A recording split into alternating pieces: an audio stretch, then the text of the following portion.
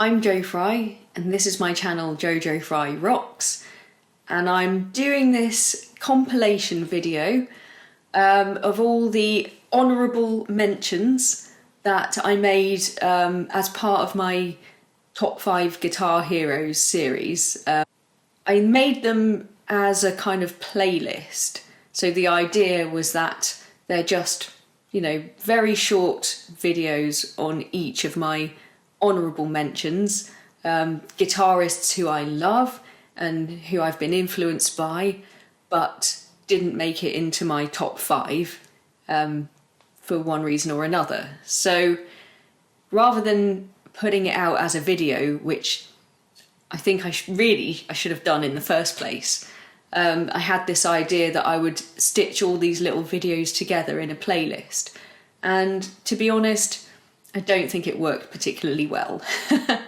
So the sort of effort and everything that I put into making these little videos was kind of wasted because they really haven't particularly had any views.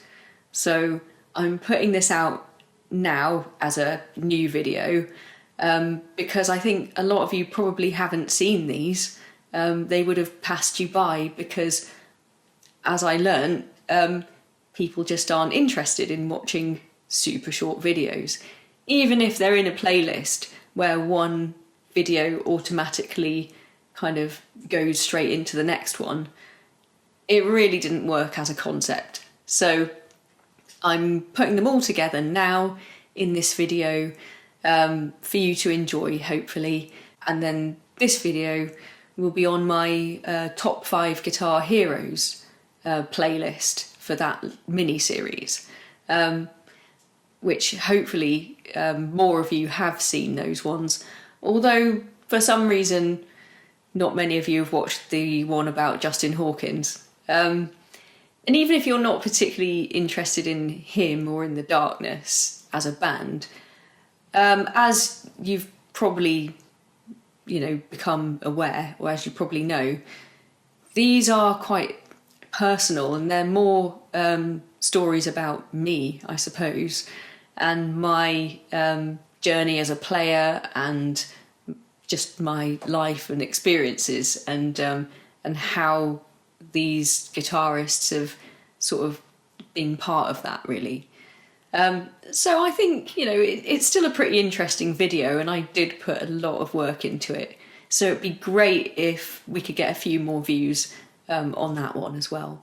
But anyway, here are my honourable mentions. As I said, these are all amazing, brilliant guitarists, and they're some of my absolute favourites and that have had a big influence on me. It's just that they probably didn't have as much of an influence as the ones that I've put into my top 5.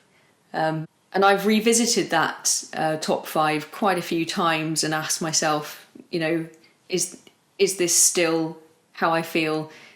Are these the right 5?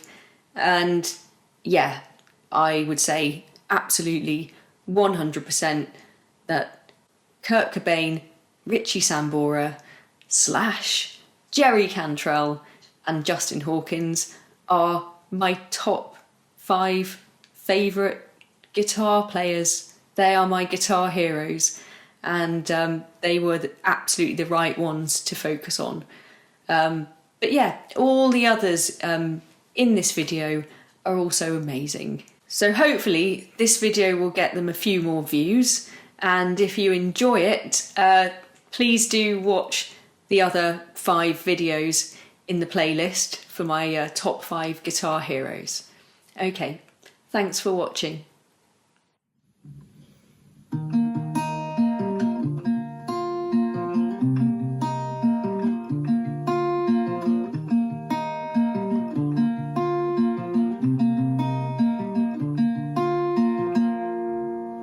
First one is Lindsay Buckingham from Fleetwood Mac. This isn't actually a Fleetwood Mac t-shirt. I don't know if many of you out there have watched a programme called What We Do in the Shadows.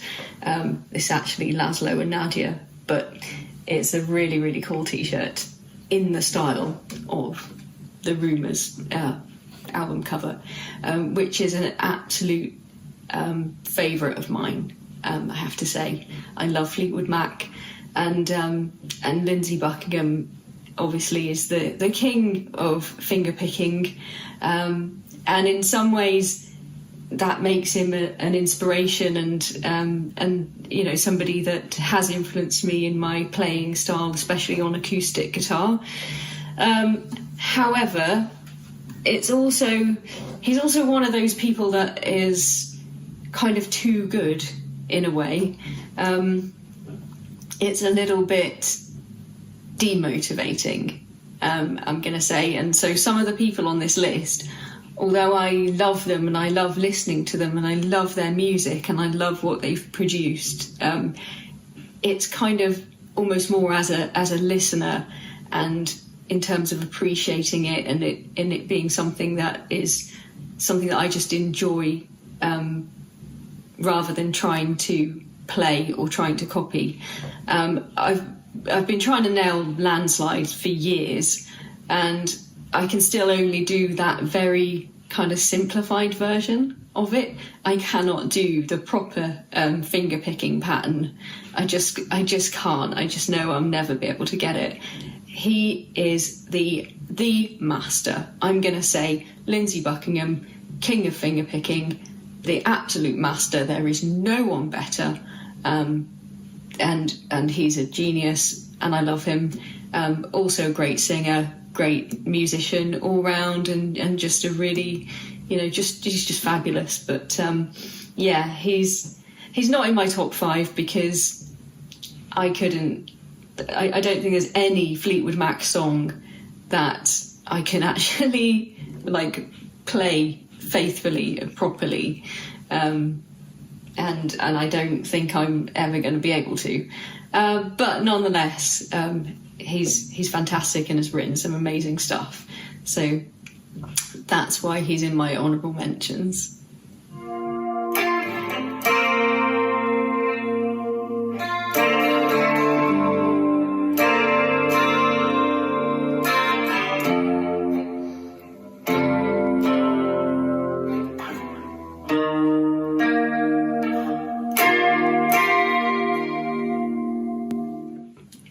And so I'm kind of going to use the same t-shirt to talk about the next person in my honourable mentions, and I'll explain why.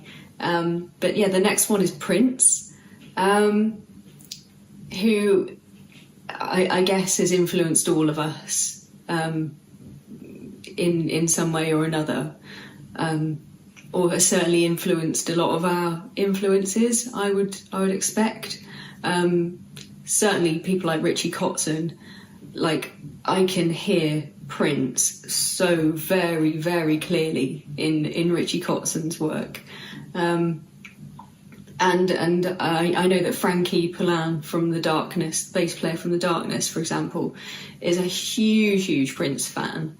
That's his favourite musician. So, you know, I feel like he's just this sort of force of nature, I guess. That was in all of our lives, and we were really lucky to have that.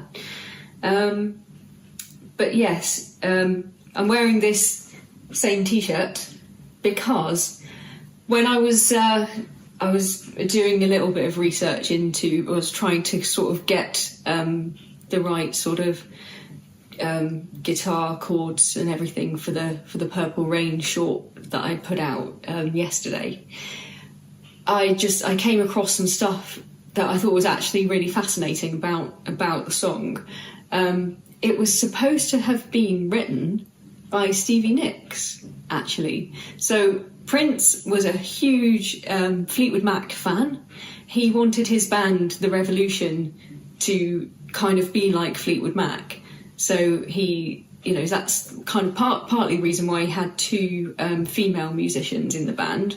You know, he loved Stevie, he loved Christine, and actually he'd written kind of this almost like 10-minute solo. It wasn't really. It was a guitar-based kind of demo. It was about 10 minutes long, and apparently was very, very different. It was like in the style of like a country ballad or something, which just kind of sounds mad. But apparently he sent this to Stevie Nicks, and he said to her, you know, could you, I'm doing this song, you know, could you write a melody and some lyrics for it? Thanks. And I think he intended to do, he'd wanted her to kind of sing on it, and he'd wanted to do a duet with her. But I think I mean, I'm just kind of guessing here, I don't know, but I think she has said that she felt a bit too overwhelmed by this request. She didn't feel like she was actually up to the task. I'm sure she could have. Like, I'm 100% sure she could have done it. But sometimes, I don't know, if you put people on the spot, they just kind of panic and lose it. So I think she just kind of panicked and thought, oh, no, I don't want that kind of pressure, I suppose. Because, yeah, Prince mails you a demo and says, can you just write me a song and we'll sing it together? I mean, yeah, amazing opportunity, but, you know, I'm not sure what the deadline was, but, you know, I kind of think, well, I would find that quite difficult as well. So bless her, Stevie politely declined. And then obviously Prince and his band went on to write Purple Rain, as it turned out. But yes, that was played obviously by Wendy on the Purple Rickenbacker, which is amazing. And that was, you know, part of the reason why I wanted to see if I could recreate that, at least the tone. You know, can't necessarily nail the chord changes, but can at least kind of try and capture that tone, which is just gorgeous, just absolutely gorgeous. But yeah, I guess he's not personally in my top 5, because I'm not a huge fan, actually, like, of all of his music, all of his body of work. And there are certain songs like Purple Rain that are just absolute classics. But I've never bought a Prince album. I think by the time, sort of by the 90s, certainly, by the time I was sort of developing my own musical tastes and getting into guitar playing, he was doing, I suppose, much more like R&B type stuff, which wasn't necessarily really my thing. He'd also had all those falling outs with his label, changing his name, and I understand now why he did all of that, but at the time it just appeared like a really strange thing to do. Why doesn't he want to use his name anymore? What have we got to call him? Squiggle, the symbol, the artist? It would just all seemed a bit kind of, it was a little bit off-putting, really, when you're a kid and you don't understand what's going on, really. So yeah, I wouldn't kind of say he was one of my guitar heroes in any respect. But obviously in the last few years, I've kind of been able to find out more about all of that stuff and understand it a bit better. And since I've discovered that he's been such an influence on some of my influences, I have sort of listened to more of his music, and listened to interviews with him and interviews with people that he's worked with. And one thing that is really important to me is how much he championed working with women in the music industry, with female producers, engineers, musicians. He was a big kind of supporter of women in the industry, and I feel that's massively important. So he is obviously an icon, a legend, and very sadly missed.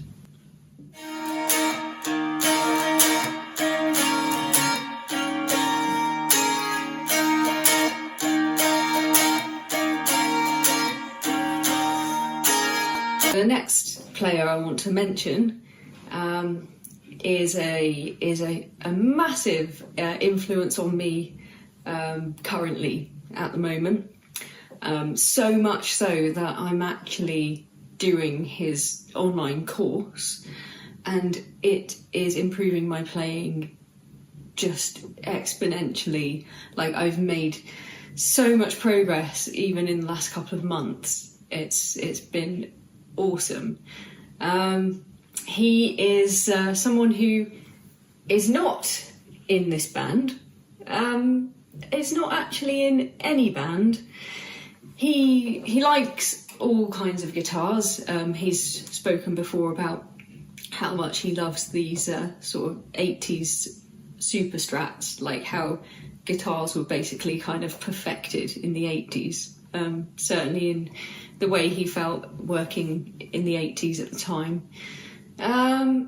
He is someone who has been massively influential throughout rock and pop in the sort of 80s, 90s, 2000s. But yes, he's a session player, and he's played on, like, you just wouldn't believe how much stuff he's played on. Like, think of any song that you like and love from the 80s, 90s to up to today, and I bet you any money you will find a credit somewhere along the line relating to Tim Pierce. He is an absolute legend. The man is incredible. He's just one of the best players, I think, that is around, certainly today. The reason why he's not in my top 5 is because he's someone I've only come across quite recently, really through watching YouTube.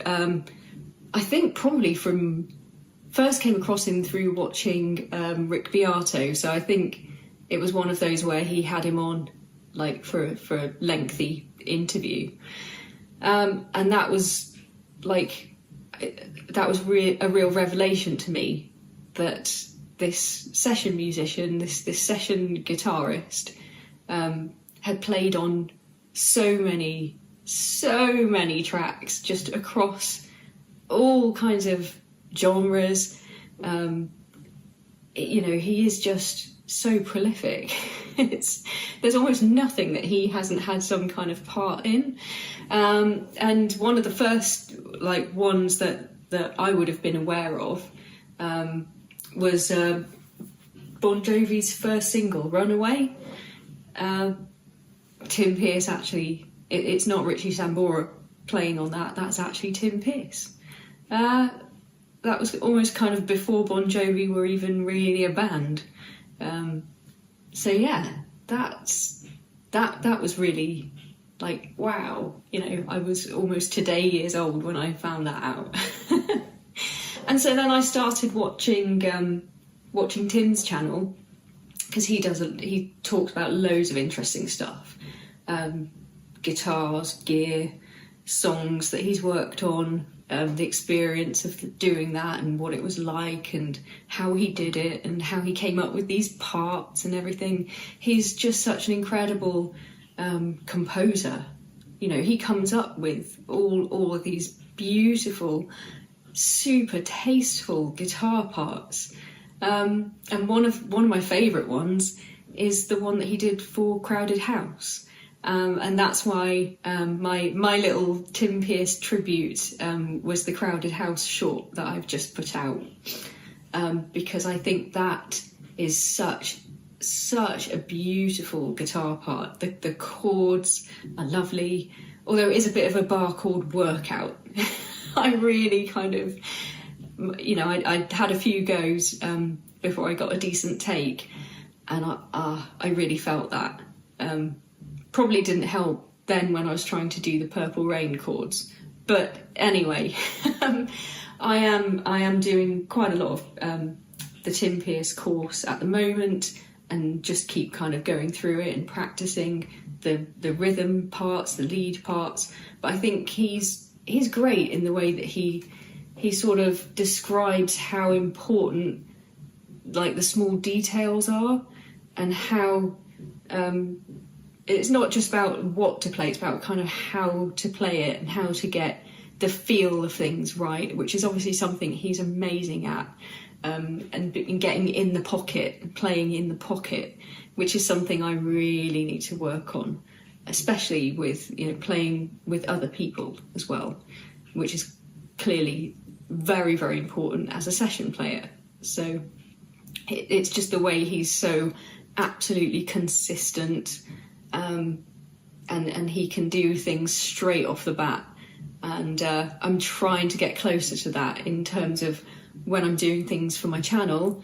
I'm trying not to do 11 billion takes and trying to just kind of get it right, because I think one of the things that he said is that if you keep practicing something over and over and over again, you're almost learning your own mistakes. You're almost kind of teaching yourself to do it wrong.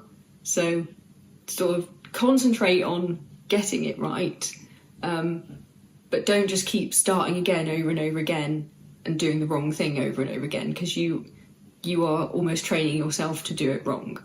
And that's kind of really changed the way I practice. So yes, the mystery person that I was talking about the Crowded House short is actually Tim Pearce. But I think equally, you know, Steve Lukather as well, who is another person that I've come across via Rick Beato and via Tim's channel, actually. Obviously the guitarist from Toto, which, you know, they weren't a band that I was necessarily ever into. They had some big hits, but it's not my kind of thing, really. But then when I realised that Steve Lukather basically was the 80s, like he created all music more or less in the 80s. Like, I always thought, like everyone, the sort of guitar parts on Beat It, for example, Michael Jackson's Beat It, was Eddie Van Halen, and as much as it was him, well, some of it was, but quite a lot of it was actually Steve Lukather, who was asked to come in and tidy it up, you know, and kind of like overdub it and do it better. And he kind of made some changes to it and did kind of his own thing, and that ended up being left in. So yeah, like for me, that kind of says everything about Steve Lukather as a guitarist. Like, if you're the guy that they call to come in and fix Eddie Van Halen's guitar parts, then you're the guy.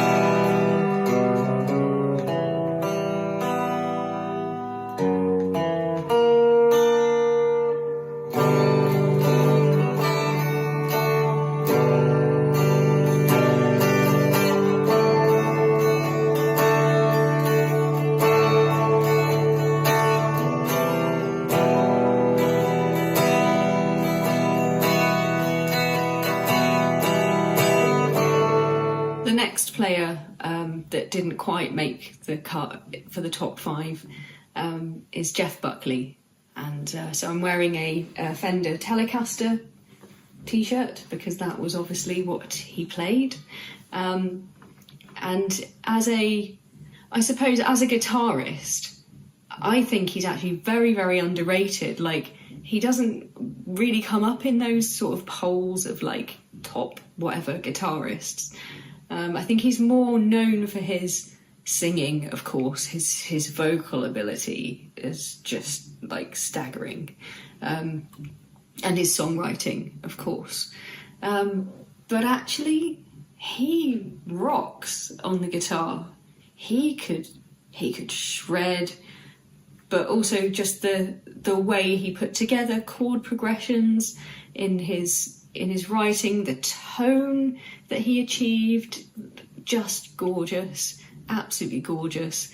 His playing live, I mean, just the ability that he had to use his voice as an instrument, as well as playing an instrument and playing the guitar so amazingly, all at the same time, and you could see just his entire heart and soul and being into every moment of his performances. I don't think there's anyone like him. I don't think there's ever been anyone like him. I don't think there will ever be anyone like him. And trying to, if you've been watching the videos I've done recently on my channel, trying to cover his songs is just so hard to do. Lover, You Should Have Come Over, ostensibly is a fairly simple song from a guitar perspective, but I still made loads of mistakes when I was trying to do it, and as kind of like an intermediate player, it's a struggle, it's a challenge, it's difficult, and to pull it off and to sing it as well, and to try and get any kind of that, the feeling of the song across as well. You realise the amount of talent that he had, and it's something that I enjoy listening to. I do enjoy trying to play. Always goes down an absolute storm if you can pull it off, like at an open mic night or something. I remember once performing that song in a pub in town, and I literally strummed the opening chords, and everyone was there with me. The entire pub sang every line, every word of that song. So that was just such an incredible experience for me, that I really felt like, I really do want to have him on my top 5 list. But at the end of the day, I think it came down to, I think it was sort of between him and Jerry Cantrell. And I thought, well, if push came to shove, as much as I love Jeff and his beautiful, beautiful songs, and I really feel like he was a massive loss, to the world, and every bit as much as Kurt Cobain. I think if somebody said to me, from this day forward, you could only ever listen to, like, if you want to carry on listening to Jeff Buckley, you can never listen to Alice in Chains ever again, and vice versa. Then I would have to. I'd have to say I'm sorry. I'd choose Alice.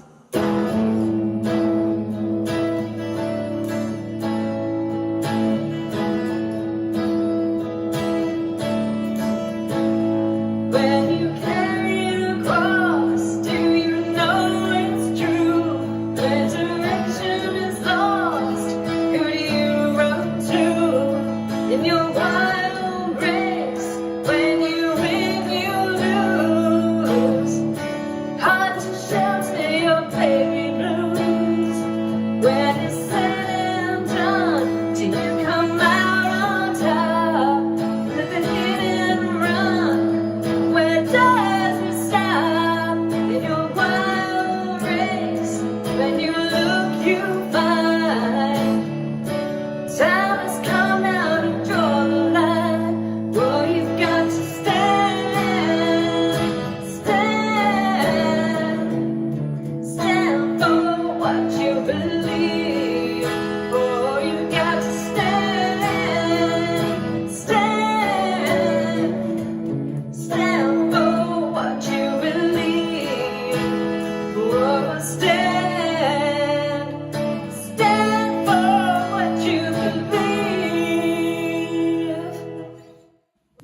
keep my my Fender Telecaster t-shirt on and keep my telly here to talk about another telly guy who I absolutely love, which is Richie Kotzen, who's somebody that, for some bizarre reason, I never really knew he existed until I saw him talking to Justin Hawkins on Justin Hawkins Rides Again towards the end of last year, or maybe a bit earlier than that. But yeah, it's kind of mad how, like, I just never came across him. Like, I was never aware of him and his music, and even though he'd been in bands that I loved, like, he'd been in Poison, and yeah, I didn't know him, I didn't know who he was, which is, it's just really, just seems crazy to me. But back in the day, I think you have to kind of remember that in the early 90s, obviously there was no internet. I know I go on about this all the time because I'm old, but we didn't have access to a lot of information about the members of bands. You knew stuff about the big rock stars. If you had access to MTV, you know, you saw interviews and stuff like that. And as I said, I used to go around to my friend's house. I didn't have MTV, and we used to watch it, but I don't particularly remember seeing him in any sort of interviews like that. And I think, to be honest, when you've got a huge frontman, you know, a big star like Bret Michaels, then he would have probably done all the talking anyway, you know. So I just wouldn't have remembered the guitarist, who actually at the time I thought was CC DeVille. Well, actually, that was the guitarist from Poison, but until Richie joined, and then sort of subsequently left. So yeah, I just didn't know about him until relatively recently. And then once I did, and realised that he'd written some of my favourite songs, some of my favourite Poison songs, Until You Suffer Some Fire and Ice that's one of my all-time favourite songs, like, ever. And Stand, which is a brilliant song, and the whole of Native Tongue, which is their best album, and I think Richie kind of more or less wrote most of it. So I just didn't know.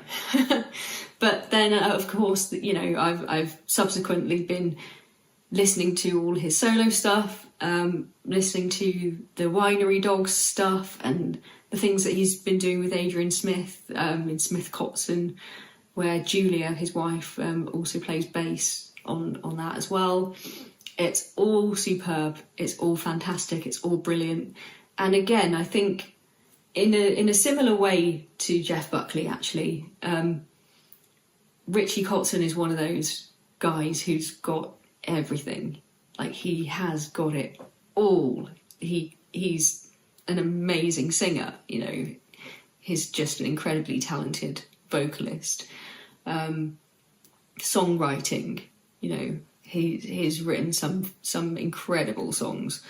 And obviously his guitar playing, and going back through sort of his early stuff, I think it's quite funny that he started out as one of those shred guys, you know, and he was on Shrapnel Records, and he was sort of getting a reputation of being known for being this sort of hard rock, kind of fast playing shred guy, when actually I don't feel like that's him at all. It just isn't. And obviously, as he's progressed and made more of the kind of music that he wants to make, and that reflects what has influenced and inspired him, I think it's actually quite interesting that it's a lot more sort of funky, sort of soul, R&B kind of based stuff. I mean, obviously it also rocks as well, but But a song like War Paint, which has just got this kind of driving rock rhythm, but it's also got a lot of the kind of soul and funk elements that he's obviously kind of grown up with and been into. But yeah, his vocals, I said before, I think are heavily influenced by people like Prince, and I can definitely hear that, how he moves so easily and fluidly through his range, and he goes up into the kind of beautiful kind of high falsetto bits, and then comes like back into kind of his more powerful, deeper, richer tone. Obviously that's kind of all that influence coming through. So to me, I just feel like he's got everything. He's incredible. Really enjoy listening to his stuff. Cannot wait to go and see him next month. So excited. In London. So yeah, just insanely excited for that. Can't wait. But couldn't put him in the top 5 because he's very kind of new to me.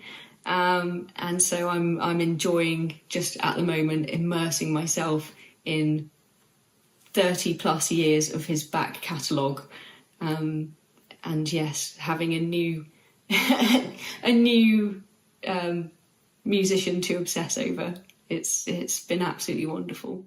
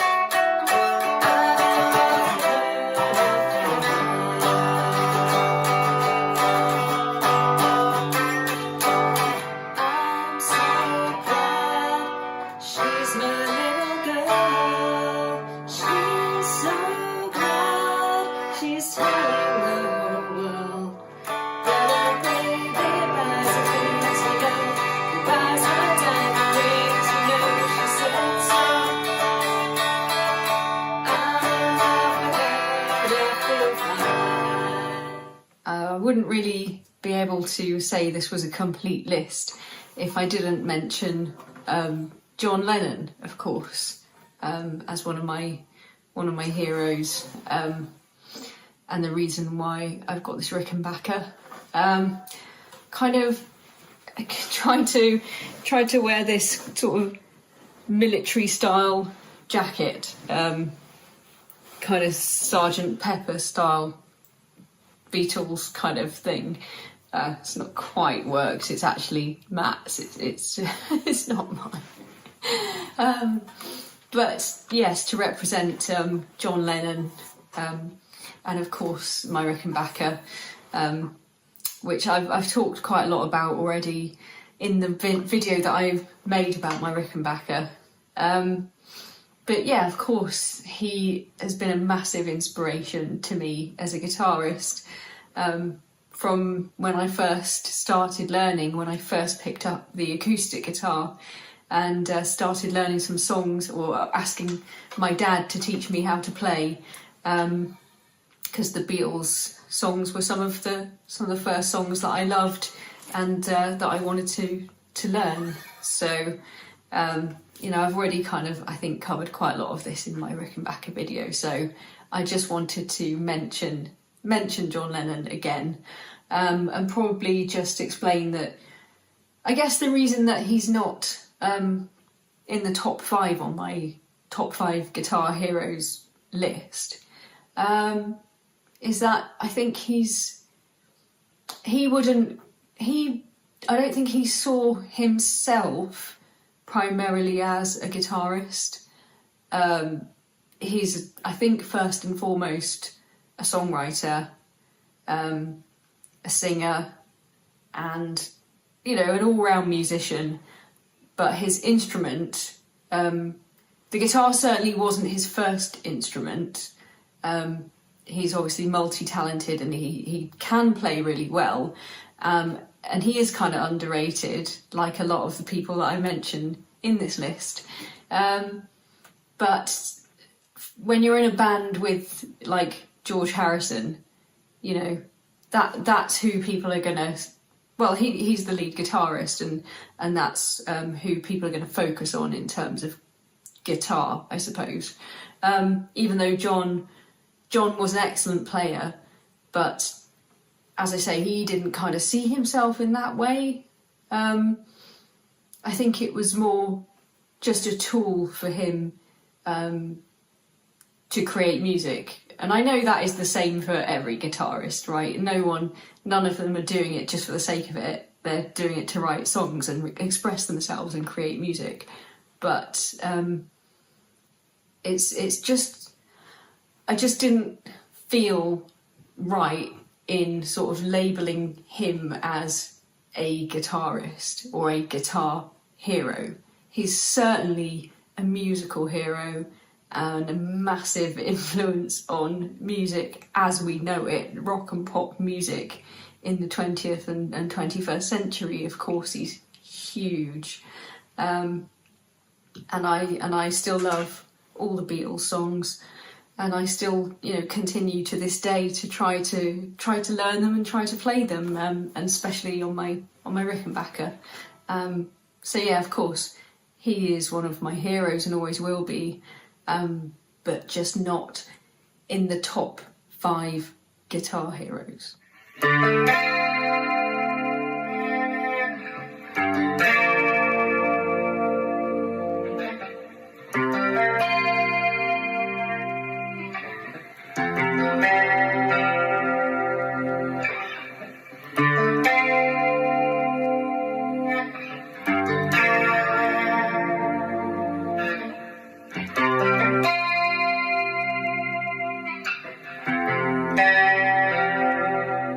So the next one on the list is kind of a big one, and another one of those that I've sort of ummed and ahed about, should he be in the top 5?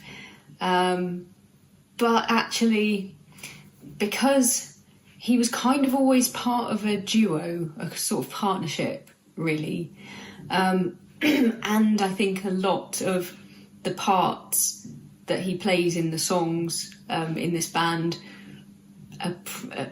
some of them at least anyway, are not written by him, probably written by Mutt Lange. It is, of course, Phil Collen from Def Leppard. I'm using this guitar to represent 80s rock. But of course, Phil would never play a guitar like this. I think he's got some Ibanez guitars, and he's obviously got hundreds like they all have, but he is into Charvel Jackson's Jackson guitars, and he's got quite a few custom ones. One of the main reasons that he would never play an Ibanez like this is because of the neck profile. Like, the wafer thin necks on these guitars would not do for Phil. He likes a very, very chunky neck, and he has the custom shop make them sort of even chunkier than any other normal guitar that you'd get off the shelf. So yeah, he would not play this, but I think this kind of represents the music and the playing and the guitar sounds that that are all through Def Leppard's albums, which of course I love, and I've always loved Def Leppard. I've got most of their albums. I think they're just incredible. I love their songs. I'd love to go and see them live. Never seen them, unfortunately. but and I'm not that into stadium gigs, but if there's one band that I would love to go and see in a stadium, it's Def Leppard, because that's what their music is epic, is huge. That's how it was designed. That's how it was written. That's how it was planned. That's the concept. That's the idea of it. It's just massive, and it's epic, and it's incredible, and it's just so much fun. But the songs themselves actually also work stripped down to acoustic, and I've seen so many acoustic performances that are just so great. I mean, they're all good singers, including Phil. Actually, his backing vocals contribute massively to the sound of Def Leppard. His playing is incredible. I mean, he's so technically proficient. He's so skilled, you know. But at the end of the day, I didn't put him in the top 5. And I think that's because a lot of my favourite Def Leppard songs are probably the early ones. And a lot of those, I think, were written by Steve Clark. So, you know, and they were a partnership very much. But Steve just had... I don't think he was as technically proficient as Phil, because very few guitarists are, but he just had a different kind of feel for the music, and he just had such kind of style and flair in his playing and performance. So, you know, he was quite inspirational in sort of image-wise to a lot of the look of the early sort of 80s rock bands. And it was all that kind of glam, sleaze, New York Dolls kind of thing. The sort of flouncy rock pirate look. A lot of them sort of ended up adopting. I think Steve was sort of a big influence on all of that. And yeah, he was much more, I suppose, front and centre. I feel like Phil has sort of always taken a little bit more of a backseat in a way. I think he's just a generally sort of less flamboyant sort of person. In everything you see with him, every interview and everything, he just seems really down to earth, like a super normal guy who's just really nice and genuine and warm. And he always just seems very straightforward, and he just seems like an overall good guy, and really interesting, and you know, great to listen to him talk about his musical influences and his background and guitars and his playing and his involvement with Jackson and everything. So yeah, he is an influence in the sense that, you know, Def Leppard has always been one of my favourite bands and has always been an influence on me. But he is, I suppose, one element of that. And to me, I think, you know, not as much of an element of it as, for example, Richie Sambora is in Bon Jovi, or was to Bon Jovi. And I think without Richie Sambora, we'd have been saying John Bon who, you know? Whereas I think in reality, Joe Elliott could have carried Def Leppard with, you know, another guitarist. So yeah, that's why he kind of didn't make my top 5. However, he's still awesome, still love him, and it's definitely there on my list, that I would still love to one day go and see him and go and see Def Leppard play.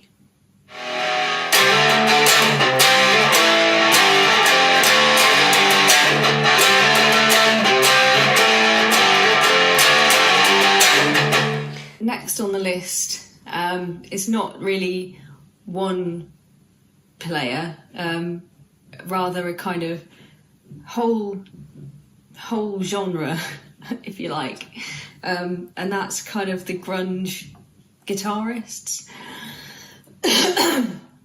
All those the players in the Seattle bands, so kind of Pearl Jam, Soundgarden, kind of all those, you know, Mother Love Bone, and all the kind of bands that came before them and what made up the membership of the bands that then went on and became famous. Sort of, I've worn my Sub Pop t-shirt to sort of represent them, really, with my sort of own brand Jagstang creation, which obviously, you know, a lot of that music was what I was into in the 90s as a teenager, at school, growing up, learning the guitar, starting to play the electric guitar. These guitarists are the ones that influenced me, you know, very, very heavily at that time. This was the music that I wanted to play. These were kind of like the type of bands that I wanted to be in. And I think to some extent, again, these guitarists get left off of these lists. They're very, very underrated. You know, there's this assumption that, oh, grunge was, you know, for bands that couldn't play their instruments or something, which really is rubbish and couldn't be further from the truth. It's not punk. Some of it came from the kind of punk and hardcore scene, but that had really no bearing on the guitarists that came out of that 90s kind of Seattle scene, because they were all heavily influenced. Let's not forget, they had been influenced by earlier kind of 70s and 80s rock, glam rock in particular. Kiss was a big influence on all of them. So a lot of them were quite actually technically very skilled. They're great songwriters. They're very good players technically. A lot of what they play comes from just the sort of blues rock genre, you know, Led Zeppelin and all the kind of 70s rock bands that they were influenced by, and you can hear that in their playing. The Beatles, obviously. Jerry's very much influenced by Elton John. You know, you can hear all of this. And kind of metal as well, you know, Black Sabbath and things. Again, highly technically proficient guitar influences. So there are kind of too many to name individually, but obviously there's Mike McCready, Stone Gossard from Pearl Jam, Kim Thayil from Soundgarden. You know, there were so many of them that were just like amazing guitarists, but they didn't make the top 5, mainly because already had Kurt in there, already had Jerry in there, and really, in terms of my playing and my influences and the things that I thought sounded just like the coolest stuff I'd ever heard, was mainly kind of Nirvana and Alice in Chains. I liked Pearl Jam, I liked Soundgarden, but to me their early stuff is the best stuff.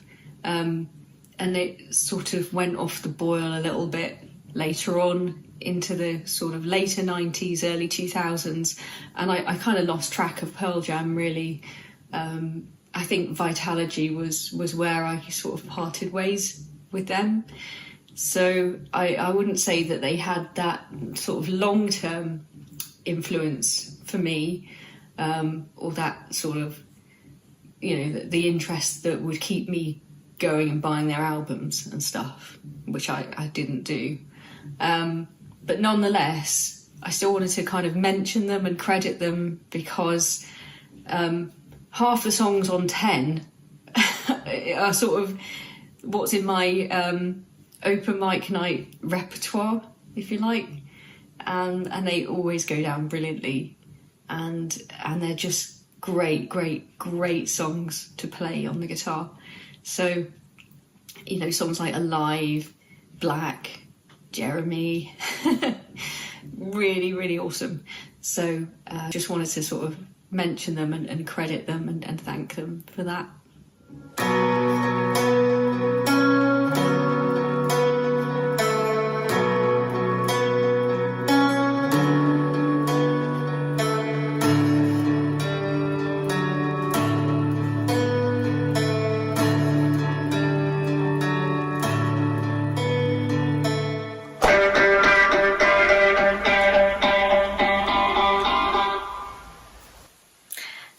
So the last person on my honourable mentions list is going to be Martin Gore from the band Depeche Mode.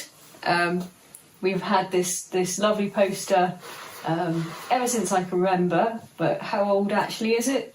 Yes, I think I got it in 1994 from the Songs of Faith and Devotion tour. So it's doing pretty well, actually, for its age. But yes, I think Martin is another one of those really underrated guitar players. I'm representing him with my Rickenbacker, although he plays Gretches famously.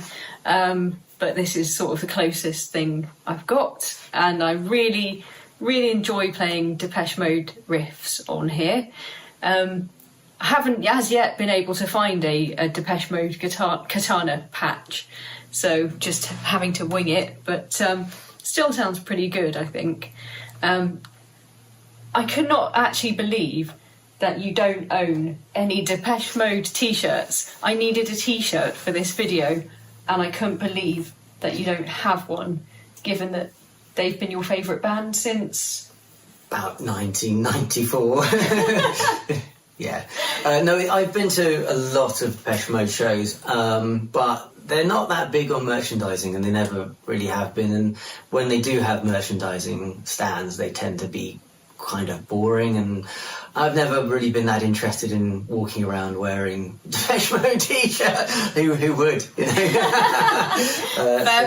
Fair point. Yeah. But you did make this t-shirt, which is actually a a print? Yeah. Of, I believe, is it Dave Garn's tattoo? Yeah, Dave Garn, the beardy, long-haired guy there. You can just see... They know who Dave Garn is. No, they don't. Yeah, they do. No, these are rock people. they just think that Depeche Mode is just the little doopy boopy boop guys. Anyway, so you can just see the phoenix wing poking out of his guitar. Is that what it is? And so that's almost exactly the right position for where it would be on his body. So that's why I didn't want to get a tattoo. I didn't know what it actually was, but yeah, it's a phoenix. Cool. There we go. Rising from the ashes. Yeah. Well, yeah. I mean, he's been dead twice. Clinically dead twice. So yeah, I guess from heroin, like all 90s rock stars. That checks out. But anyway, my little video mention in the honourable mentions is about Martin. Because, as you said, a lot of people see them as just a synth pop band, and obviously you have synths. I can't see the Roland over here. I'm sat in front of, but not plugged in. That is it. What is it? A Roland SH201 from virtual analog from about 2004 or something. So yeah, they are kind of mostly associated with EDM and synth music. But Martin obviously writes a lot of their songs, and as most kind of songwriters do, I think he starts the process on guitar. Yes, if you listen to interviews with him, sometimes he starts on the piano, sometimes he starts on guitar. But yeah, whatever takes inspiration as a songwriter, you have to just use an instrument that that you're comfortable with. So yeah, and he's used a Gretsch, certainly live, since 1988. Yeah. And I think Depeche Mode started using guitars in about 87. Before that, they were just entirely electronic. Yeah. So, and then by 1993, the Faith and Devotion tour, they were sampling up a lot of guitars. So when you hear the music, there's a lot of guitar samples. He's playing a lot of guitar samples, but they process it. In fact, the opening riff to Never Let Me Down. Never Let Me Down, which is there. Which is a great riff. It was originally supposed to be played on keyboards, but they couldn't get a sound they liked, so they just sampled up on the keyboard and then just processed it to get it exactly how they wanted it. And opening the tour, when they did that album tour, they just used this sample. In fact, these patch set is from the '87 tour, from Alan Wilder's keyboards. So really, you're a massive Alan Wilder fan. Yeah. The guy on the end there with the glasses. But I know you also love Martin. And for me, more or less, Depeche Mode is about kind of Martin and the riffs and everything that he comes up with, the songs and everything that he writes. So, like, for me, he's a really key person in Depeche Mode. I like his vocal as well. Oh yeah, his singing is incredible as well. It's got a really interesting, very high register, sort of countertenor, which sits above Dave Garner, lead singer's baritone. So you actually get like a really good range of vocal within a single song. But they blend really well as well. Really weirdly, and with like most bands that are successful, the blend just works, and it sounds great. It's also cool that they have kind of they can interchange between singers. Yeah. On different songs, which is a bit of an unusual thing. Usually 2 songs per album are Martin-led, and they're usually softer, more ballady ones that would fit the higher register. So yeah, I mean, he's, as I say, I think very underrated as a guitar player, because he's obviously extremely proficient and skilled. But again, he never comes up in anyone's kind of lists of best guitar players. It's interesting, actually, because since 2001, Martin generally just plays guitar on stage now. Yeah. He used to, in all the previous tours, he used to just swap between guitars and synths, depending on what the song was. But now, even on the very synth-heavy tracks, the older tracks, he'll just play guitar. And when we saw him, when we went to see them, it's mostly guitar. He was on guitar, yeah. I mean, he was on the keyboards for a few of the songs, but as it required. But because you're not going to be sticking a guitar and just can't get enough. No, I guess not. I guess you wouldn't. But yeah, so I just wanted to kind of close off the list with someone who doesn't even occur to most people. But he didn't make my top 5. Because I've only really been into Depeche Mode sort of since we met, which was only 2016. Yeah, that then, yeah. So unfortunately, that's well under the sort of 20-year mark. Also, that I used as a cut-off point.